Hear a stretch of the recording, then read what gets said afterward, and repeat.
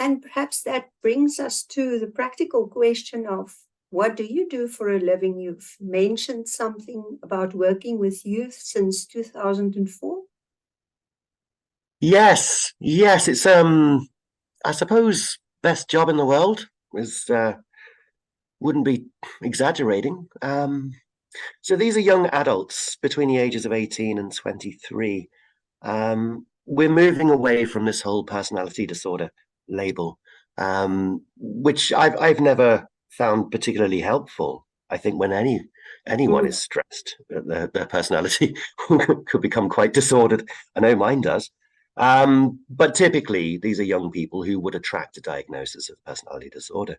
But they come with complex emotional issues that often have their origins in trauma and a difficult upbringing. Um, Young people who were like anybody, I suppose, like probably me 3 decades ago when mental health wasn't something we so openly discussed for fear of losing our job or being stigmatized in some way. Not that that's completely gone away, but these are young people who I suppose have set up sophisticated ways of dealing with what they're feeling, managing those feelings away, converting those feelings into different feelings, and then wondering why nothing gets better and nothing gets resolved. So, again, playing into what makes this model work so well, that level of understanding. These are young people who typically would be offered cognitive behavior therapy, targeting thoughts and behaviors, which are in themselves very important, but tending to miss out the all important subject of emotions and why we have them and what they mean and how Yes. they can help us. Why don't they teach this stuff at school? So I suppose my job has evolved. Our team has evolved from supporting these young people in ways that didn't exist back in 2004. But I think now we realize the importance of psychoeducational approaches, um, such as emotional logic or emotional awareness, as we call it. Um, I did some systemic family therapy training, which was really useful in the work I do, seeing that all people are part of systems.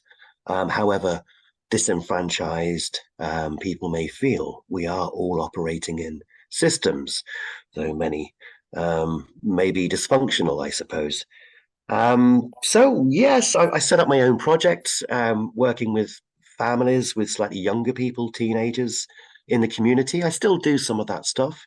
Um, I'm very comfortable working in those environments, but I think I just come back to where my spiritual home is really working with these young adults, offering something I wish had existed when I was younger. Um, Tips and life hacks around how we deal with our emotions. It's such a humanizing, validating way of working. And actually, that's just what our client group really need is to feel listened to, feel heard, feel validated, to know they're not going crazy. These feelings they've been pushing away for years are feelings that it's just so obvious they would feel. Why wouldn't they when they lost so much that was of value to them? You're so right there. And you work in the UK and I work in South Africa. And that's the beauty, is that emotional logic is available worldwide to help people to do exactly that, give that much needed respected space for emotions.